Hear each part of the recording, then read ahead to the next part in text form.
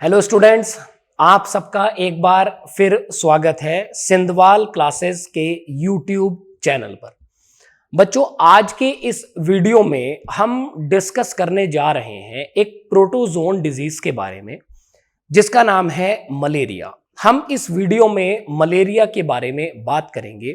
Malaria disease क्या है, उसको कौन कॉज करता है, क्या ये वेक्टर बॉर्न डिजीज है और इसके सिम्टम्स क्या होते हैं, और फाइनली मलेरिया को कैसे ट्रीट किया जाता है। तो चलिएगा बच्चों, शुरू करते हैं। देखिएगा, मलेरिया में जो एग्जाम में क्वेश्चंस आते हैं हमारे पास, ये एक इंपॉर्टेंट टॉपिक है और इसमें कुछ एक पॉइंट ऐसे हैं जहां से एग्जाम में क्वेश्चन आ सकता है। तो बच्चों, सबसे पहले हमें पता होना चाहिए कि मलेरिया क्या है। मलेरिया को पुराने समय में ऐसा समझा जाता था कि यह बीमारी गंदगी से होने वाली बीमारी है, लेकिन सर रोनाल्ड रॉस ने हमें बताया कि मलेरिया प्लाज्मोडियम नाम के एक पैरासाइट से फैलती है। तो अगर हम पैथोजन के बारे में बात करते हैं तो मलेरिया का जो पैथोजन होगा वो होगा प्लाज्मोडियम।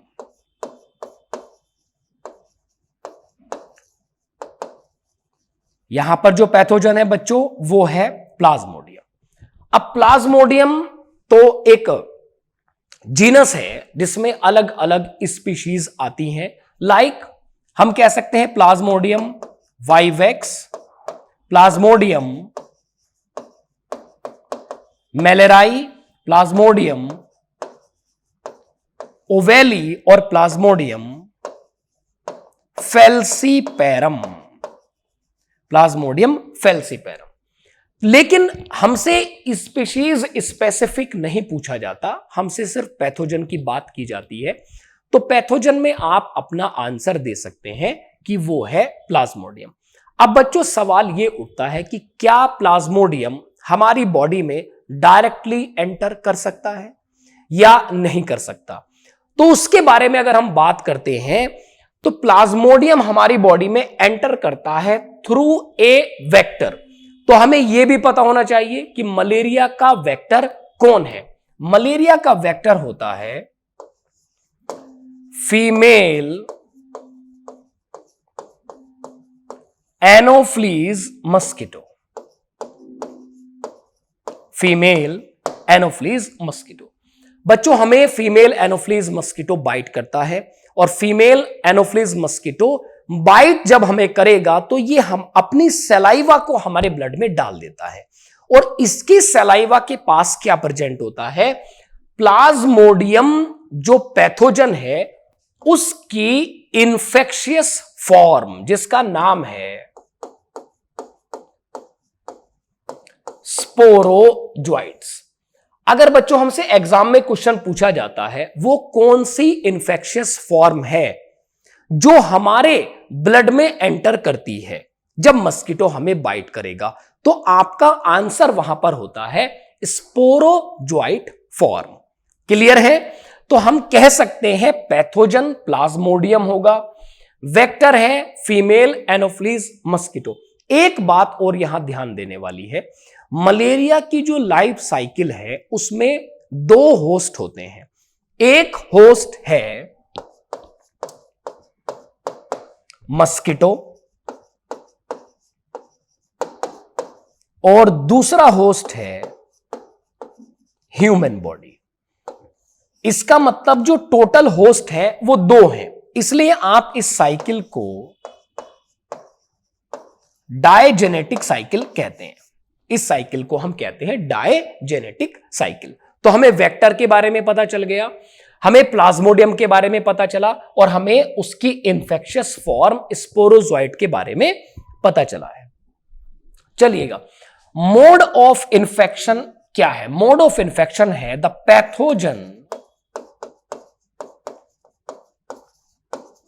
पैथोजन एंटर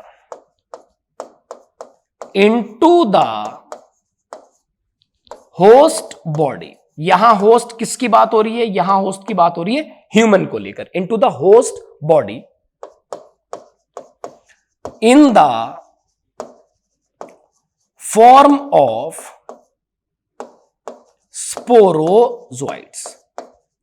कौन सी फॉर्म एंटर करेगी हमारी बॉडी में? स्पोरोजोइड्स। अब देखिएगा बच्चों, स्पोरोजोइड्स ब्लड के थ्रू, ये ब्लड के थ्रू एंटर करती है हमारे लीवर में। ये जो स्पोरोजोइट है ये ब्लड के थ्रू लीवर में एंटर करेगा और ये अब लीवर में क्या करेगा? लीवर की सेल्स को बर्स्ट करना शुरू कर देता है।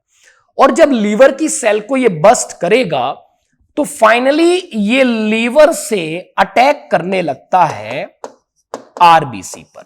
यह आपको ध्यान रखना है, आरबीसी पर ये अटैक करेगा और आरबीसी हो जाती है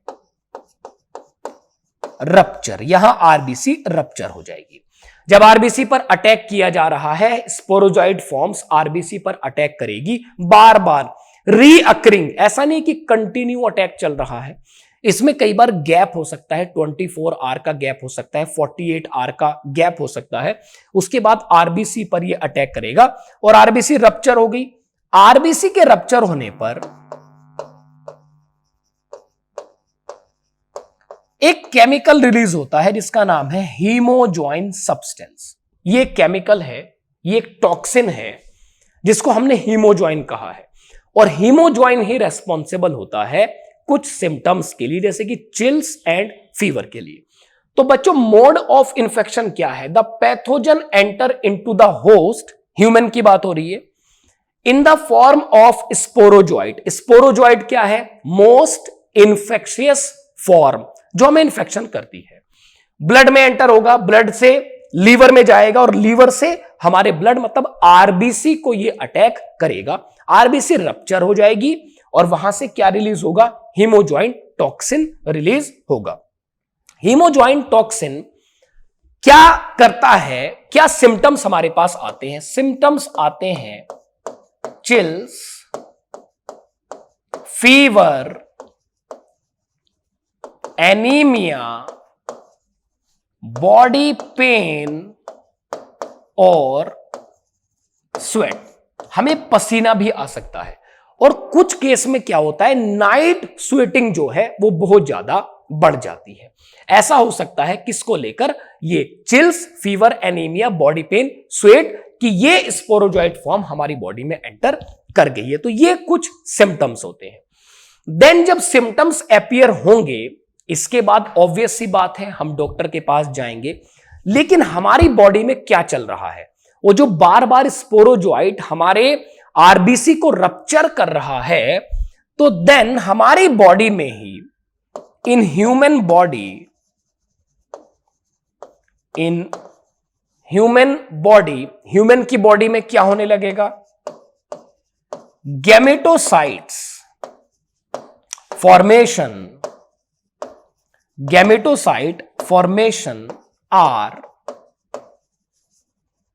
बिगिंस। हमारी बॉडी में गैमेटोसाइट की फॉर्मेशन शुरू हो जाएगी। गैमेटोसाइट में एक होगा फीमेल गैमेटोसाइट, ये बड़े साइज के होते हैं, और दूसरा होगा मेल गैमेटोसाइट, ये छोटे साइज के होते हैं। तो बच्चों, मेल और फीमेल गैमेटोसाइट ह्यूमन की बॉडी में डेवलप हो रहे हैं, इसलिए आप कह सकते हैं एसेक्सुअल साइकिल ह्यूमन की बॉडी में चलती है। अब क्या होगा? अब हमें एक मस्कीटो बाइट करेगा, अगेन फीमेल एनोफ्लीज मस्कीटो। वो कोई भी मस्कीटो कर सकता है जिसकी बॉडी में ऑलरेडी ये साइकिल चल रही है। अब हमें क्या किया गया? हमें फिर बाइट किया गया और मस्कीटो ने क्या कर लिया? Suck the blood. उसने हमारे ब्लड को सक कर लिया। सक द ब्लड, हमारे ब्लड को सक कर लिया। और जब उसने हमारे ब्लड को सक किया तो ब्लड में हमारे फीमेल और मेल गैमेटोसाइट्स अब मस्कीटो की बॉडी में चले गए हैं। वो दोनों गैमेटोसाइट कहां चले गए? इन मस्कीटो बॉडी, और वो चले जाते हैं उसके स्टमक में। कहां पर चले जाएंगे? उसके स्टमक में। और यही स्टमक कहलाता है साइट ऑफ फर्टिलाइजेशन। यहां पर दोनों फीमेल और मेल मतलब गैमेटोसाइट जो है वो यहां पर क्या हो जाएंगे? वो यहां पर फ्यूज हो जाएंगे। अब स्टमक में फ्यूज होने के बाद जाइगोट धीरे धीरे स्टमक से निकलकर ये सैलिवरी ग्लैंड की तरफ बढ़ता है। नॉर्मली जैसे हम कहें जाइगोट, जाइगोट धीरे धीरे डेवलप होता है oocyst में, और oocyst धीरे धीरे सैलिवरी ग्लैंड सलाइवा में कन्वर्ट हो जाएगा स्पोरोजोइट्स। तो अगेन हमारे पास इन्फेक्टिव फॉर्म बन गई है। तो बच्चों इस तरीके से मलेरिया की साइकिल होती है कि हमारी बॉडी में स्पोरोजोइट एंटर हुआ, स्पोरोजोइट लीवर की सेल को बस्ट करेगा, वो आरबीसी पर अटैक करेगा, हीमोजोइन सब्सटेंस रिलीज होगा, हमें चिल्स और फीवर जैसे सिम्टम आएंगे, हमारी बॉडी में गैमेटोसाइट्स फॉर्मेशन शुरू होगी। लेकिन गैमेटोसाइट का फ्यूजन मस्किटो की बॉडी में होता है, इसलिए हम कहते हैं हमारी बॉडी में एसेक्सुअल साइकिल चलती है और मस्किटो की बॉडी में सेक्सुअल साइकिल चलती है। दो होस्ट है तो हमने इसको कहा है डायजेनेटिक। ये साइकिल है हमारे पास, जिसमें आपको याद रखना है मोड ऑफ इंफेक्शन क्या है, आपको याद रखना है पैथोजन क्या है और वेक्टर कौन है। अब बच्चों लास्ट में हम बात करते हैं कि मलेरिया से कैसे बचा जाए। आज हमारे पास एंटी मलेरियल ड्रग अवेलेबल है जिनसे मलेरिया का ट्रीटमेंट पूरी तरह से पॉसिबल है। दूसरी बात यह है हमें अपने आसपास साफ सफाई का विशेष ध्यान रखना चाहिए कि मस्किटो के लार्वा वहां ना पनप पाए। दूसरी एक चीज है लगातार फॉगिंग होती रहे आसपास, जहां पर मस्किटो के लार्वा होने के चांसेस ज्यादा हैं, उनको मारा जा सके, उनको खत्म किया जा सके। तो मुझे पूरी उम्मीद है कि आप लोग इस वीडियो के माध्यम से मलेरिया से रिलेटेड जो हमारे एग्जाम में क्वेश्चन आते हैं उनके सवाल आपको इस वीडियो के माध्यम से मिल जाएंगे। बच्चों आप लगातार हमारे YouTube चैनल से भी जुड़े रहें और आपको PDF फॉर्म में कुछ क्वेश्चंस और उनके एक्सप्लेनेशन हमारे टेलीग्राम और इंस्टाग्राम चैनल पर भी मिल जाएंगे। तो आप हमारे डिस्क्रिप्शन बॉक्स में, इस वीडियो के डिस्क्रिप्शन बॉक्स में वहां का लिंक भी देख सकते हैं। Thank you so much students.